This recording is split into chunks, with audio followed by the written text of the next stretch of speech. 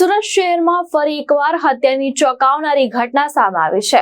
ડિંડોલી વિસ્તારમાં પૈસાની લેતી દેતી મામલે યુવકની ઘાતકી હત્યા થતા સમગ્ર વિસ્તારમાં ભય અને તણાવનો માહોલ સર્જાયો છે। ડિંડોલીના ચેતનનગર વિસ્તારમાં મોડી રાત્રે શુભમ વાઘ નામના યુવક પર જીવલેણ હુમલો કરવામાં આવ્યો હતો। કહેવામાં આવી રહ્યું છે કે શુભમ પોતાના આપેલા પૈસા પરત માંગવા માટે આરોપી પાસે ગયો હતો। આ દરમિયાન બોલાચાલી વધતા મામલો ઉગ્ર બન્યો અને આરોપીએ ધારદાર હથિયારથી શુભમ પર હુમલો કર્યો।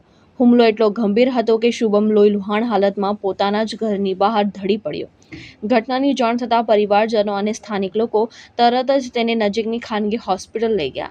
જોકે ત્યાં હાજર તબીબોએ તપાસ કર્યા બાદ શુભમને મૃત જાહેર કર્યો।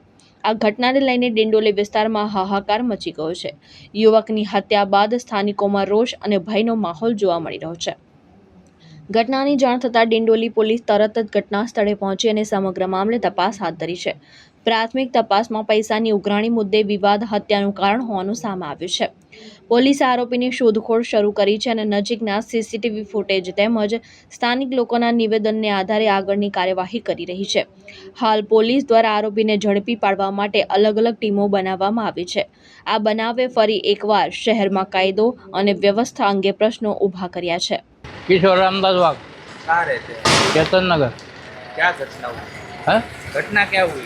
वो लड़का काम पे गया था, उनके पास पैसा मांगने गया था, तो उनका सुबह में कुछ हुआ था क्या मालूम, फिर वो शाम को मिले तो मांगने गया था तो उन्होंने ये कर दिया। किससे पैसा मांग रहा था आपका लड़का? जिसके पास से लेने का था उसके पास। कौन था वो? अभी मैं नहीं देखा ना वो कौन था। तो कब घटना बनी? 9 साढ़े 9 बजे के। क्या कहना चाहोगे? क्या मांगे आप पुलिस से? क्या करो? पुलिस से तो वो केस किया था, फिर अभी वो उन्होंने कुछ ये किया नहीं, उसका पूरा आगे नहीं फिरा। भावेश उपाध्याय, दृष्टिकोण न्यूज़, सूरत।